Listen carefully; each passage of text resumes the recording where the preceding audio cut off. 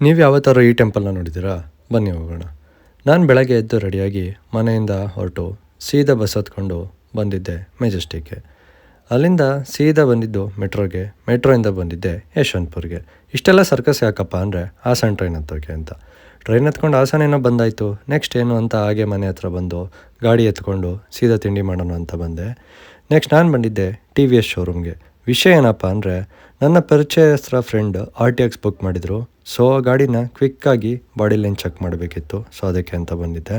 ಆದರೆ ನನ್ನ ಕಣ್ಣು ಫುಲ್ ಬಿದ್ದಿದ್ದೆ ಈ ನ್ಯೂ ಮಾಡಲ್ RR310 ಮೇಲೆ.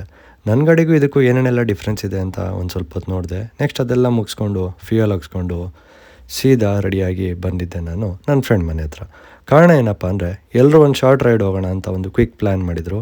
ಸೊ ನಾವು ಫಸ್ಟ್ ಬಂದಿದ್ದೆ ದೊಡ್ಡಗಡವಳ್ಳಿ ಮಹಾಲಕ್ಷ್ಮೀ ದೇವಿ ಟೆಂಪಲ್ ಹತ್ರ. ಏನು ಹೇಳಿ, ನಮ್ಮ ಹಾಸನ ಮೂಲೆ ಮೂಲೆಯಲ್ಲೂ ಎಷ್ಟು ವಿಭಿನ್ನವಾದ ದೇವಾಲಯಗಳಿವೆ. ಎಷ್ಟು ನೋಡಿದ್ರೂ ಬೇಜಾರಂತೂ ಆಗಲ್ಲ. ನೀವೊಮ್ಮೆ ವಿಸಿಟ್ ಮಾಡಿ. ರಿಮೈನಿಂಗ್ ಜರ್ನಿನ ನಾಳೆ ಕಂಟಿನ್ಯೂ ಮಾಡ್ತೀನಿ.